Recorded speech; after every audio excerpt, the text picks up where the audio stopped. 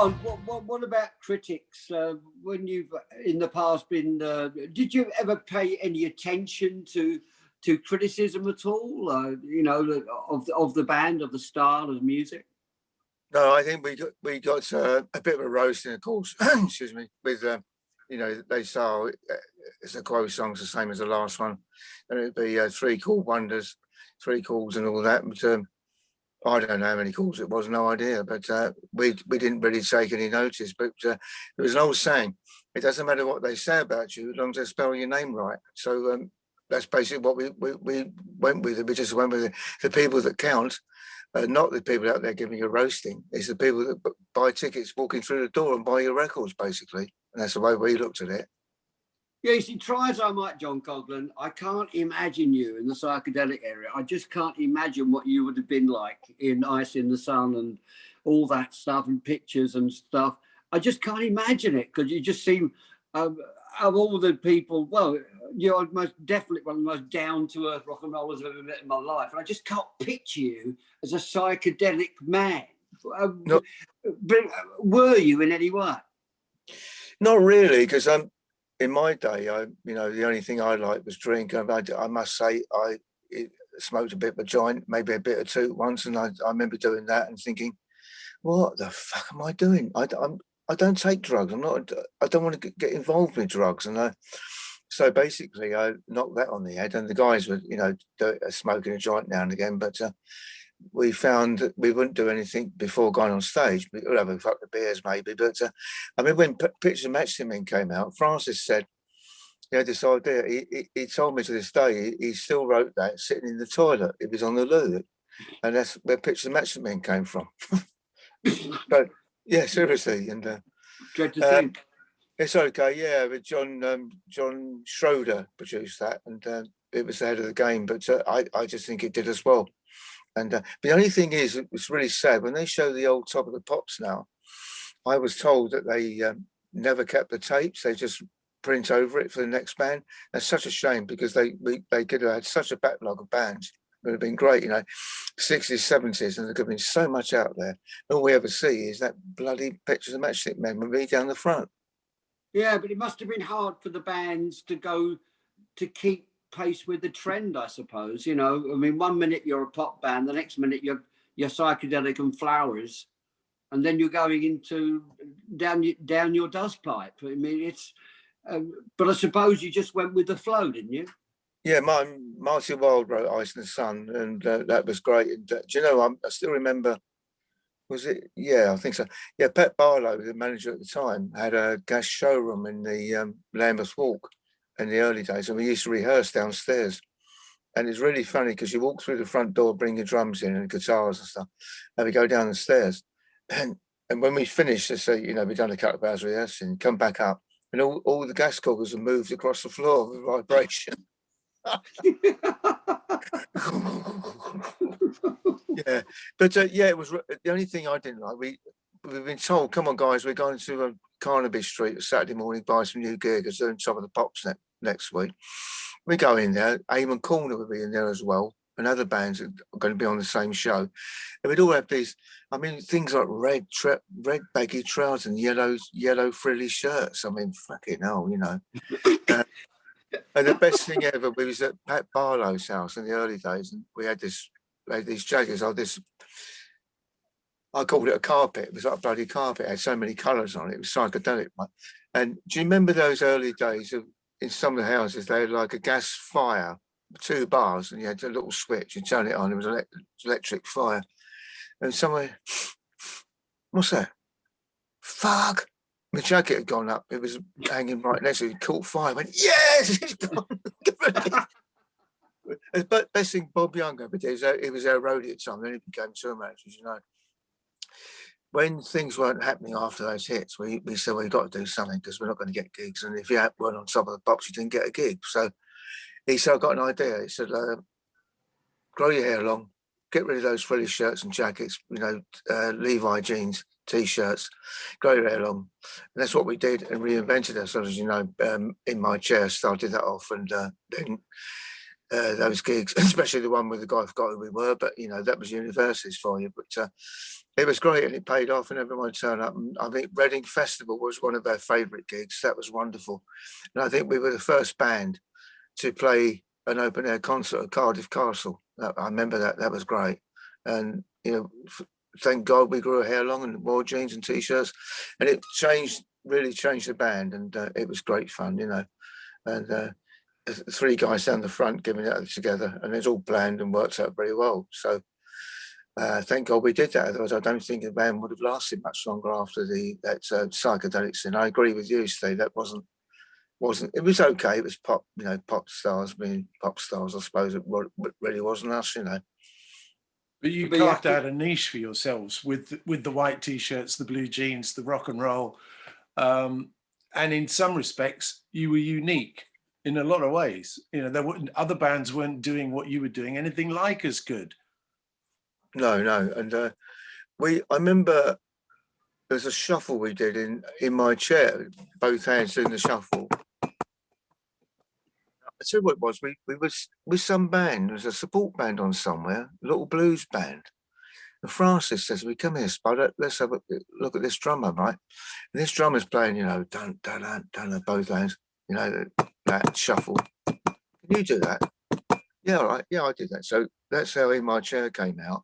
And we did a lot of shuffles, a lot of fast shuffles, double-handed, and it worked a treat. And I just felt if I can just keep the tempo going and not start doing silly breaks, and just keep time and make the band swing. That's what we did, and it worked a treat. And I think a lot of bands were copying quite after that, and just keep it simple, really, and let the guitars do the solos. And in the end, the Crow Army were faithful, really, because long after you left, but Margarita time in the army now and that stuff. But I suppose like Bowie, you know, the people were there for the artist no matter what. So the Crow Army sort of took on so much, didn't they, really, with all the changes and going into Margarita time and stuff like that. And well, they're still there, really, aren't they, John? Even though you're not there, they still are there. It's remarkable. And you have your Crow event every year, don't you? Yeah, there's I remember when we did a reunion tour, the last one, we finished up in Dublin. That was the last gig we did on reunion tour. And I was told there was a couple wanted to catch the band. They lived in Australia. Their family, they all flew over to England to go. I think they turned up at Manchester. I think we did 3 nights in Manchester or something like that. Then the next day flew back to Australia, right? Thinking, oh, you know, I thought, well, that's nice. They come over, I bet they enjoyed it. It's probably the last reunion tour we'll do. And sure enough, I couldn't believe it. Dublin, they flew back from Sydney, Australia, the same family, to Dublin and spent a couple of nights there and came to the gig, then flew back to Australia. So you're thinking how much that must have cost them, you know, just to come and see a band they loved. And also all the Quo fans are dedicated. They're lovely, they're smashing people, and they just love meeting my band, John Coghlan's Choir gigs, and we do, you know, sign the things after and t-shirts and all that. And it's really weird for me because they say, "Oh, John, it's great to see you play the drums again with the band." And my band's Pete Mace, Rick Chase, and Mick Hughes, and they do it so well. It's just like, if you like, an ideal copy of what used to be. And it really is as if I'm still with the band, Steve. It's really weird, you know, but I appreciate it. It's great. And the good thing about it is the Quo fans, dedication. And they just love to see the band. I remember on the reunion tour, I'm looking out the window, some gig, and there's a pub next door. And I'm thinking, we got a golden rule. We don't drink before, you know, may have a sip. But all I wanted to do, you might know this, Clive, is you might just want to go to the pub for a beer, you know, just pop next door and one. But I daren't do that because I wouldn't have got out again. I've been stuck in there. Oh, no, come out and drink them. They're just lovely. They're lovely fans. And I remember someone said, "Oh, John, this reunion tour is great, man." "Oh, thank you. Enjoying it?" "Yeah, I was in the audience. There was grown men crying." I said, "Fucking hell, will it be that bad?"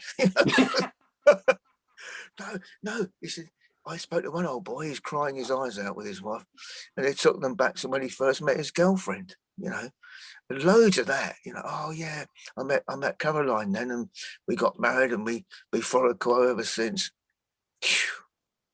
Amazing, isn't it? What about you, Clive? Do you have dedicated Dr.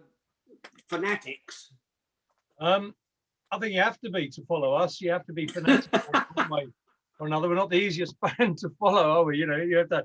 We're kind of a micro band these days.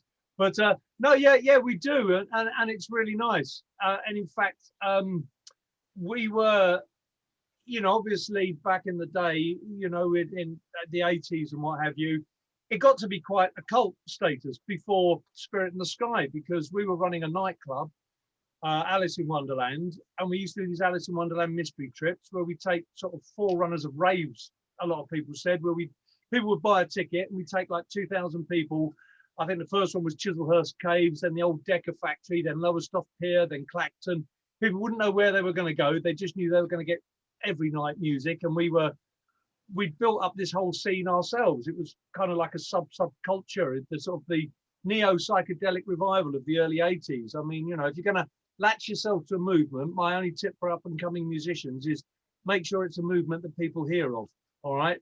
But we kind of got that state, so we'd be playing London to like 1,000 people, and we had a following. We could tour the whole country. As I say, the year before Spirit, we did about 300 shows, and we were doing great. And we weren't meant to have a hit. It was never meant to happen. And then we accidentally had a hit.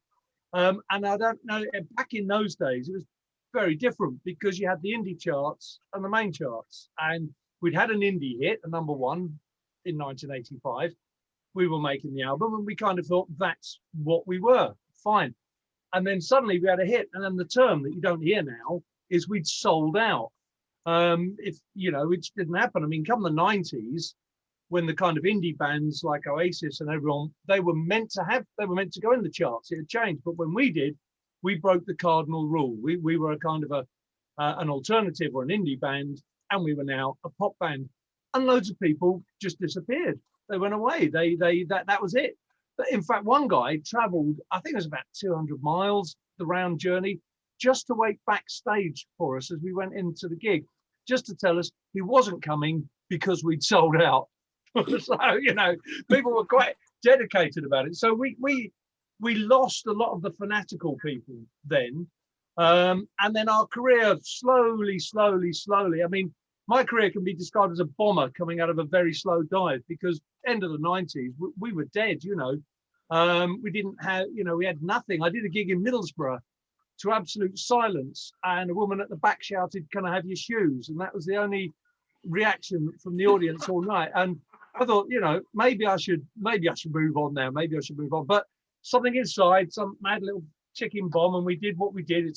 I won't go into it now, but we got to the point now where at the beginning of 2020, we were looking at our busiest year for 30 years. And as we know, the rest is history. What could go wrong? But the nice thing is now we have got a few, and they don't mind me saying it because they know who they are, but we've got quite a few fanatical nutters again. I mean, one woman who runs a fan page, it's called Spirit's Diary. Spirit is the name of her parrot, and the page is run by the parrot talking about his mum, who's her, and telling people about how his mum comes to our gigs. That's about as fanatical and mad as it gets, but I think it's brilliant. But it's, you know, there was a whole 20 years where nobody was there. So it's lovely to have, so all the mad people watching this who like us, you're in good company, we love you, and you're welcome. Please stay.